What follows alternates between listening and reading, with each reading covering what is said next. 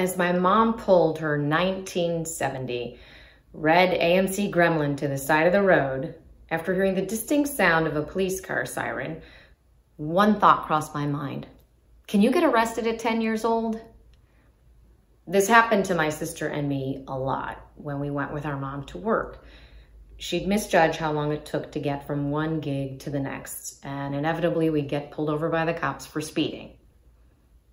So what exactly did my mom do for a living, you ask, other than speed? From the 1960s through the 1990s, my mom modeled. She was known as Olivia.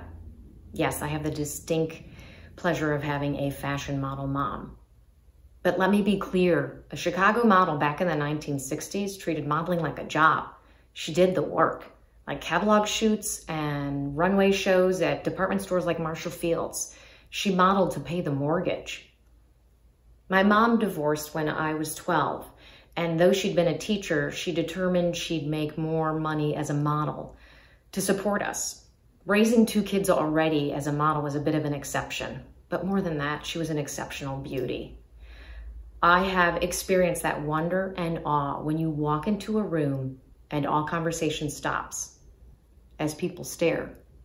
In this case, at my mother. It didn't matter where we were, she just had that power. I went to an all-girls Catholic high school, and my mom came once for career day. Listen, even the nuns knew we weren't all going to become nuns. And the nuns, the priests, my classmates were all transfixed by my mother. Girls in blue-gray uniform skirts and cardboard white shirts all listened raptly as my mom extolled the virtues of inner beauty, good posture, walking with grace, and getting a good education. So why do I share this with you? My mom passed away this past March after a 20-year battle with Parkinson's. And while all attention is diverted on the pandemic, I don't want her contributions to people on this planet to be forgotten. This is the first of 3 lessons she imparted on me that helped propel my career and those of many others. Look your best at every moment. Pay attention to what you wear. Throughout my career, after every interview, my mom would always call and ask, so what did you wear? And I'd describe everything from pantyhose up to earrings. And once she had a complete mental picture, she'd always say, I bet you made the right first impression. She knew that people do judge a book by its cover, and that making that right first impression would be critical to everything that I did afterwards. But that wasn't the most important lesson. The most important was respect yourself and others will respect you. Really, probably the most valuable advice of all in work, in life, in parenting, as a partner. Respect yourself and others will respect you. In my mom's view, if you didn't respect yourself, why would others? And I saw throughout my life that when I respected myself, others acted in kind. It's when I didn't that I got a like response. But then the third lesson, beyond executive presence, be present.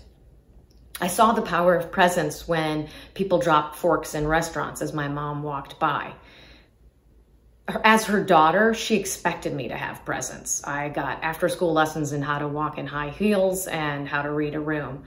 But more important for her was that you be present as a person, as a friend, as a work colleague. That when someone was counting on you, you would be there.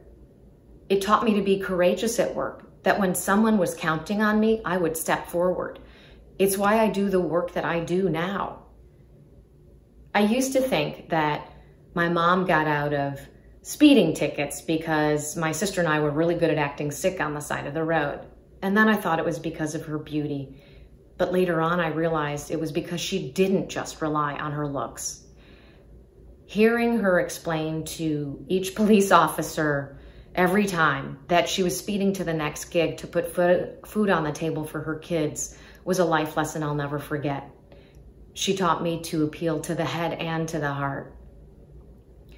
How do you mourn someone during a pandemic? You know, I don't know. But I think you proclaim loudly and often the contributions that they made To the world, she was Olivia. To me, she was my mom. And I cherish the legacy she left. Thank you.